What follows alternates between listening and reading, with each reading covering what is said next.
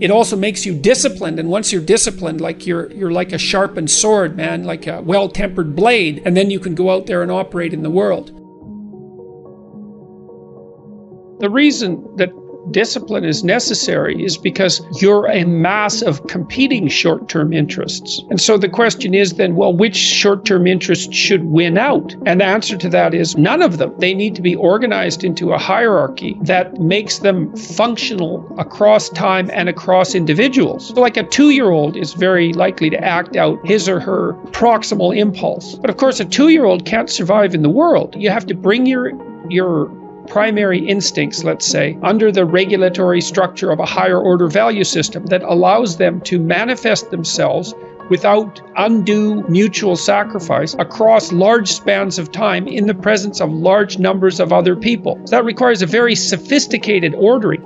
But a meta-narrative is necessary to unite subcultures so that they can operate peacefully and within the same space. The same thing applies within you, because you're like an internal coalition of warring, single-minded tribes, and they have to all be brought under the organizational structure of long-term collective vision. And in order to do that, you have to be disciplined. And any discipline, technically speaking, is an attempt to bring all those competing short-term impulses under a larger scale and more inclusive framework. You do that, and then, well, that's actually what gives you freedom.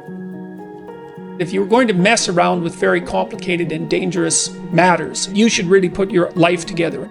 We also know that the higher your conscientiousness, the lower your neuroticism. Conscientiousness does seem to keep neuroticism in check. And so I would say, and have said this to many people, clean your room, organize your life, get a routine, get up every day at the same time, go to bed at the same time, establish disciplined habits. That will help a lot. A schedule, and here's how to use a schedule. Use a calendar, but don't use it as a tyrant. You want to use your calendar as if it's your confidant and advisor. And what you want to do is use the calendar, sit down and open the calendar and think, okay, well, here's what I'm going to do. I'm going to design a week of days that I would really like to have. What that would mean is that you would schedule things that you would consider meaningful and productive, on a daily basis, so that you feel that your life is justified by having a day like that, and also to schedule enough of your responsibilities so that you make progress day by day instead of falling farther behind. Generally, you should approach it as if this is something that will help you get what you want. You have to figure out what you want.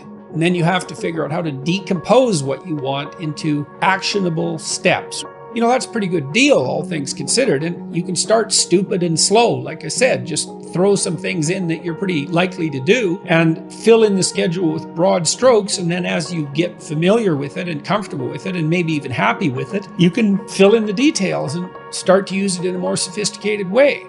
And what that'll do is, it doesn't directly affect your neurophysiology, but you react to uncertainty and the unexpected with more physiological preparedness and more expenditure of energy than the typical person. And so what you want to do is organize your surroundings, because it's a lot easier to organize your surroundings, at least to begin with, than it is to do radical reconstruction on your fundamental temperament. Generating a view of your life that consists of valued goals that you want to attain, and then steps by which those might be attained. Well, then you can ally that with a schedule. And then, not only do you know what you're doing, you know that what you're doing is moving you towards something you want, and that's rewarding. You need to have a primary discipline. It's absolutely necessary to succeed in life. Now, once you have a primary discipline, then you can branch out and become a multiplicity in your disciplined approach, and then you're absolutely bloody unstoppable.